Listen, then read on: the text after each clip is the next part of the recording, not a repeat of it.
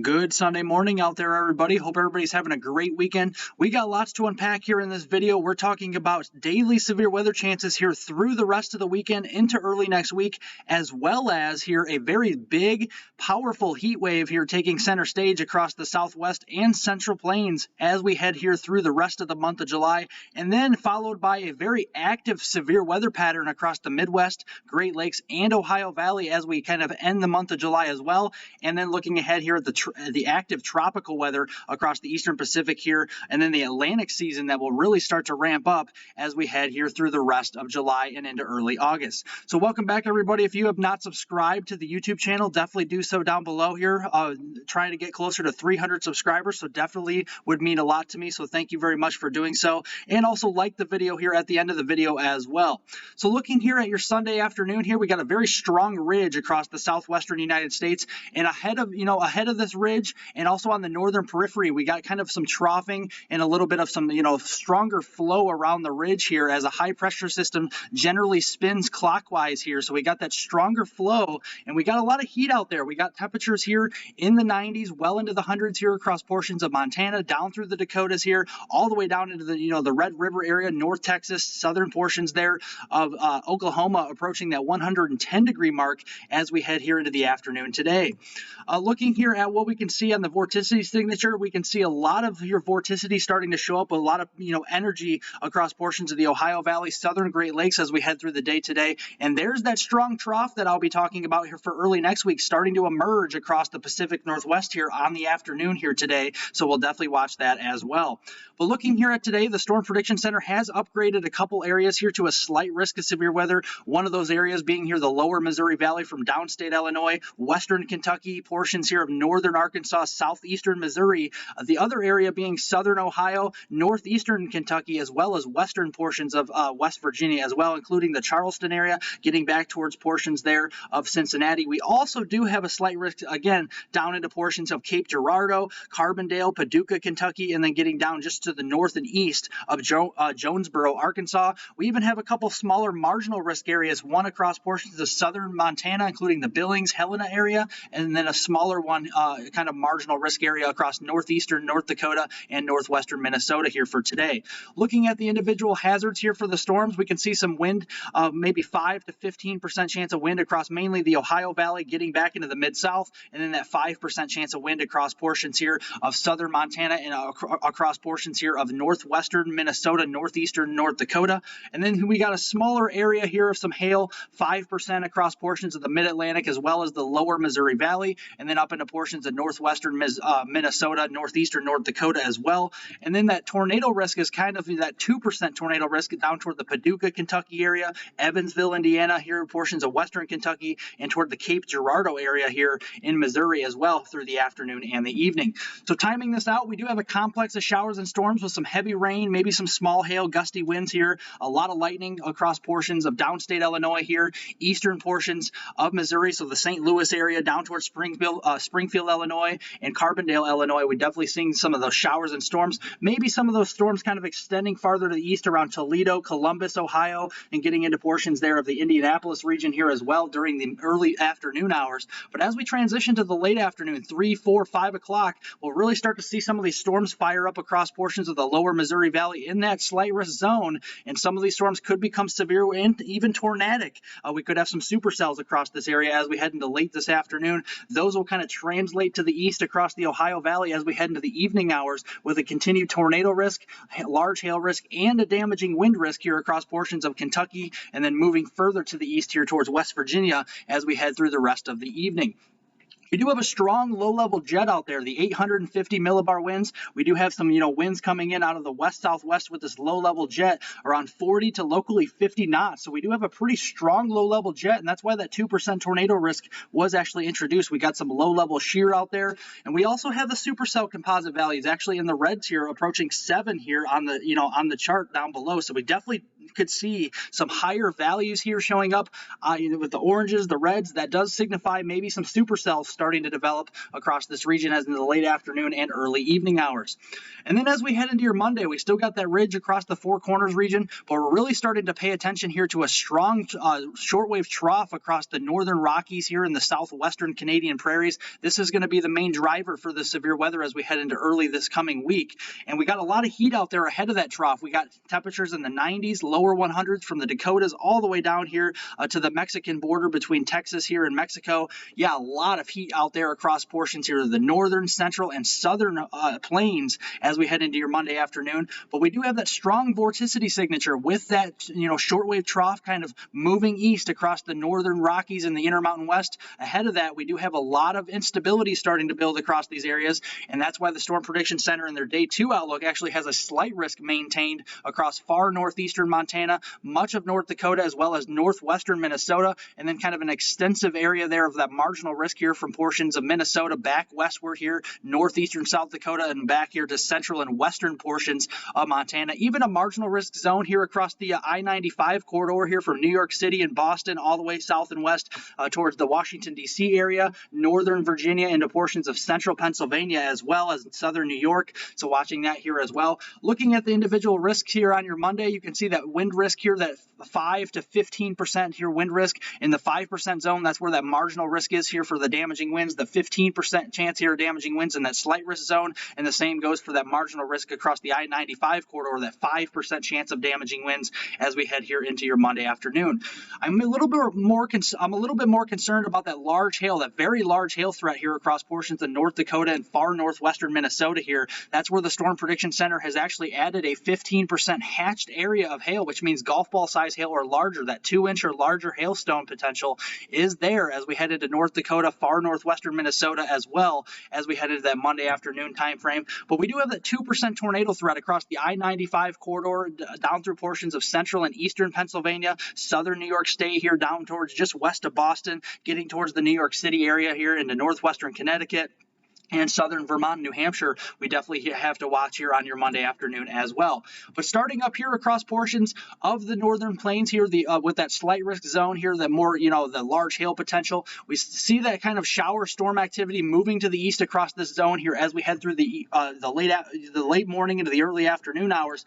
And then they'll start to clear out here. We'll have kind of a lull in the activity, but as we move toward the late afternoon, early evening hours, we'll start to see these showers and storms kind of pop up in isolated to scattered coverage during the late afternoon, early evening hours around the dinner time frame across especially North Dakota, northwestern portions there of Minnesota. And we definitely have to watch for some low-level rotation, but we also do have to watch here, especially for these kind of individual cells that could produce those very large, 2-inch or larger hailstones with all that instability building out there. And that will kind of continue here into the overnight hours with some more storms incoming here from portions of the eastern Montana into western North Dakota into the after dark hours. So we'll have to watch that. But a very strong low-level jet out of the southwest here, punching in from the southwest again, about 50 to 55 knots here across the eastern Dakotas and western portions of Minnesota. And we also are concerned about those stronger mid-level lapse rates. As you go up in the atmosphere here is what we call lapse rates. The atmosphere column actually starts to cool off aloft, the column of the atmosphere here as you go up, 10, 15, 30,000 feet or so, and that does kind of cool off aloft. And the faster that does cool off aloft here, the stronger those and the bigger those hailstones could be as they fall to the surface here with some of these very strong thunderstorms as we head into that Monday evening and overnight time frame. Also seeing here a signal of those supercell composite values. Supercells don't always have to be tornado producers. They could also be damaging wind and large hail producers, and I think the large hail threat will win out here across North Dakota and northwestern portions of Minnesota over that tornado and damaging wind risk on your Monday. As we get into the Tuesday time frame here, still that strong ridge kind of backing off to the west here, to the southwest here, the desert southwest and the Four Corners. We still got that shortwave trough kind of digging in across portions of the upper Midwest here into portions of southern Manitoba and northwestern Minnesota as we head here into the Tuesday time frame. And all ahead of that, we have all that heat out there, widespread 100s here from southern portions of Nebraska all the way down here through Kansas, Oklahoma, and the northern and northwestern Texas, where we can have widespread areas around around 110 for your daytime highs on your Tuesday afternoon. But we do have that strong vorticity signature, a very strong and potent cold front actually ahead of that as we head through the afternoon and evening hours and even into the overnight hours here on your Tuesday into the Wednesday morning time frame. And looking here at the NAM model across portions of the Midwest here, we got some showers and storms across Wisconsin here, back towards portions of northeastern Nebraska, northwestern Iowa. As we head into the late morning, early afternoon, we'll have some destabilization here ahead of that cold front, and that's where we could see some isolated showers and storms. Now, there is going to be a cap on the atmosphere, kind of a warm layer aloft here in the mid-levels that might actually limit the storm coverage as we head into the afternoon and evening hours on your Tuesday. But if some of these storms can fire up, and the NAM model actually does signify that we could see some storms and isolated coverage across southwestern Wisconsin, northeastern Iowa, they could be large hail damaging wind producers as we move through the Tuesday afternoon and evening time frame, and that kind of continues across southern Wisconsin, central Wisconsin, back into northeastern Iowa, potentially into the evening hours. We have all that instability building here in the greens and yellows. We have that 2,000 to 3,000 joule per kilogram instability, so that moderate to locally strong instability, or CAPE, convective available potential energy, building ahead of that cold front as we head into that Tuesday afternoon and Tuesday evening time frame. And also looking at a pretty strong and potent low-level jet here, punching right into portions of western Wisconsin, northeastern Iowa, and southeastern Minnesota here during that evening time frame, up to around 50 knots. So we definitely see some strong low-level shear, and we also see an indication here of some supercells popping up across portions of this area if storms are able to develop and overcome that cap on your Tuesday afternoon and evening. So we'll definitely have to watch that during that time frame. Generally, over the next 72 hours or 1 to 3 days time frame here, we definitely not expecting a whole lot of rainfall across portions of the upper Midwest or the western Great Lakes. But if you do get under a thunderstorm, you could expect some very heavy rain. But on Sunday, with all that heavy rainfall across the Ohio Valley, the Tennessee Valley, we could see an additional 1 to 3 inches plus rainfall in some of these areas, and that goes all the way up here through New England and into portions here of eastern Canada as we head through that time frame as well. But as we move into Thursday, that cold front kind of moves off to the east here into that Wednesday, Thursday time frame across portions here of the eastern and southern Ohio Valley, into the New England region here, all the way down here into the Tennessee Valley as well. And ahead of that, we do have that strong shortwave trough continuing to move to the east here, southeast, as we head into that Wednesday evening time frame here across portions of the northern and central Great Lakes. And that just continues into portions of southeastern Canada, starting to lose its punch a little bit, I think, as it moves into Quebec, as we here kind of move into that Thursday afternoon time frame as well. Looking at this here on your Thursday, again, not expecting a whole lot of rainfall, but along and ahead of that front with some of that strong to severe thunderstorm potential, I think, expanding here into that Wednesday, Thursday time frame. We could be talking about maybe some, quarter to 3/4 of an inch of rain here. Not too much rain. I think the heaviest rainfall will actually be across portions of eastern Ontario into Quebec as we kind of move into that Thursday into early Friday morning time frame. We still got that monsoonal moisture moving up across portions of the Four Corners, providing some relief to some of that heat out there, and some relief here to some of those drought conditions as well here on your Thursday and Friday morning. But on Wednesday, the July 20th time frame, a lot of heat really expanding across most of the contiguous United States here from coast to coast. Lots of 90s and 100s out there, and that really just continues as we head towards that Thursday, July 21st time frame. A lot of hundreds out there, 105 to 110, all the way down toward the Dallas-Fort Worth area, all the way back toward portions of Phoenix, the Death Valley areas here into Southern California. Lots of heat out there, and that will continue here late week, and with all of that, ridging continuing. But as we get into next weekend here, we'll start to see that ridge start to break down a little bit on the northern end and kind of broaden and flatten out across the southern United States. And as it does so, we'll have stronger flow across portions here of the northern U.S. here during that time frame. But you can really see that it kind of expand to the east into the southeast United States as we head into that Saturday time frame here on the 23rd. And the Climate Prediction Center does think during that 22nd through the 26th time frame, we do have likely above normal temperatures expected across mainly the entire United States, but especially across the central and southern plains from portions of southern and southeastern Nebraska through Kansas, western Missouri, northwestern Arkansas, and portions there of Oklahoma, and perhaps even northern and northwestern Texas as we head through that 22nd through the 26th time frame. And underneath that ridge, you're not going to see a lot of rising air. You're going to see a lot of sinking air because that's a high pressure system, and with high pressure systems, you see a lot of sinking air, so kind of drier than normal conditions will persist Northwest through the closing days of the month, not only for the Pacific Northwest, but also for those same areas from Texas on up into the Missouri Valley. We do have above normal precipitation with some of that monsoonal weather across the four corners, especially potentially getting into portions of Southern California and Southern Nevada here with some of that moisture coming off of the Eastern Pacific. So that would be some good news for there as well. But looking here towards that Friday afternoon, the 22nd time frame, we got that faster flow aloft here out of the west here to the north of that ridge, to the north of all that heat. And we're watching kind of a piece of energy starting to move into across portions again here of the Pacific Northwest during that Friday afternoon time frame. And that will kind of transit its way here to the east across portions of the Dakotas here into portions of the upper Midwest as we move into Saturday afternoon. And ahead of that, we got a lot of heat and instability building here, and we got a lot of stronger winds here in the jet stream in the mid and upper levels here. We got that strong jet here kind of moving up. That storm track will kind of move up to the north across the Dakotas into the Midwest here in the Great Lakes during that time frame here by next weekend. And that could kind of set up a very active storm track across these areas as we head into that Saturday, Sunday time frame. And the climate forecasting systems model actually has been pretty accurate this year at kind of depicting the trends and where the higher instability will be. And it is showing that across portions of the Missouri Valley, getting up into the upper Midwest, western Great Lakes here on your Friday afternoon this coming week, and really expanding a little farther northward and having some extreme values of instability potentially developing as we get towards that Saturday, the 23rd time frame, and possibly even beyond. So we're definitely watching that signal. And the European forecast model is actually showing potentially a complex of storms developing somewhere across the western Great Lakes or Midwest region as we head into that Saturday afternoon time frame. And even that we even have another signal for even another complex of storms as we head into the Sunday afternoon time frame here on the European forecast model as well, somewhere across the Great Lakes or Midwestern region. We'll just have to keep in mind there's a little bit of some placement issues with this, but definitely the theme is there for potentially a derecho with all this faster flow aloft around all this heat and this high pressure. So we'll definitely have to watch that as we move into next weekend.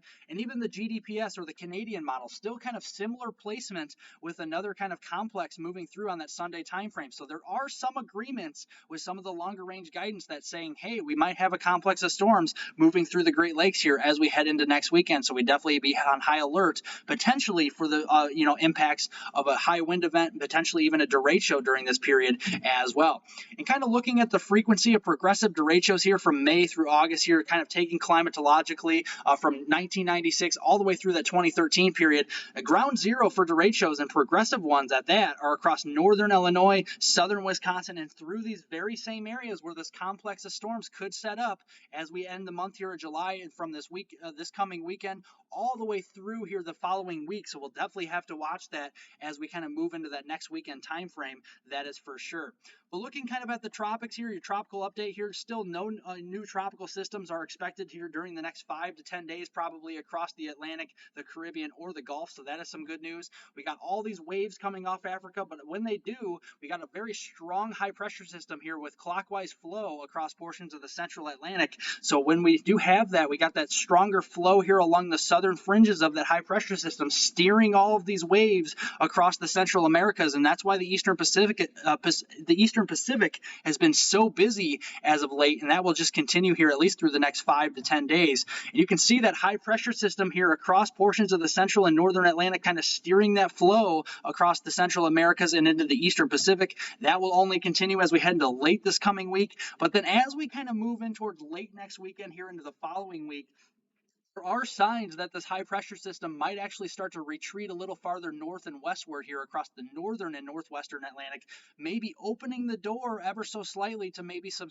waves trying to get into the Caribbean and maybe getting into portions of the Gulf as we head towards the final days of July. So we'll have to keep in mind the potential is there for that. The climate forecasting systems model has been consistent, showing above normal precipitation anomalies for portions there of the Caribbean getting into the Gulf during that 23rd through the 30th of July timeframe. So we'll definitely have to watch this. And again, that active storm track, like I was telling you, across portions of the Midwest, the Great Lakes, and the Ohio Valley is there, showing above normal precipitation anomalies during that 23rd through the 30th timeframe here, as well as that monsoonal weather across portions of the Four Corners.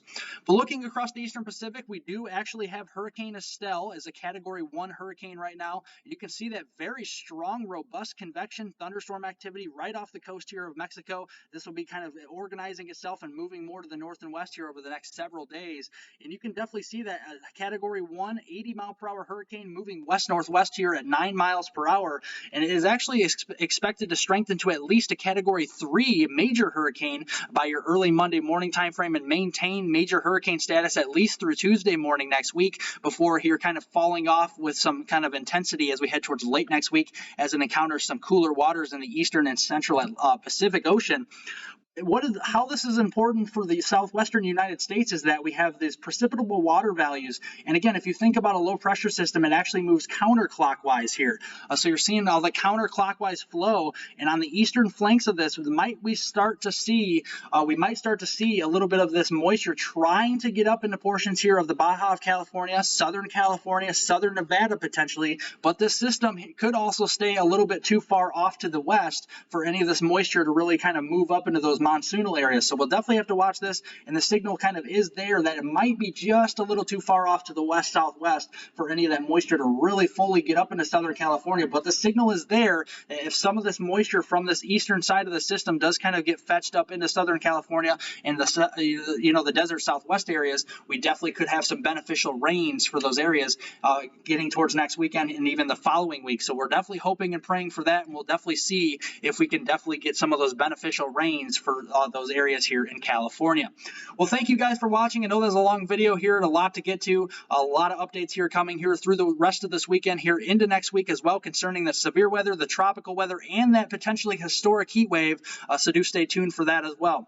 Definitely remember to like my video, give me a thumbs up below, leave any comments, questions below as I will be able to answer those as soon as I possibly can, and also subscribe to the YouTube channel. Definitely trying to get up to around 300 or more subscribers, so definitely please help me out in doing so, and I appreciate that very much. Have a great rest of your weekend, everybody, and I will see you on Monday.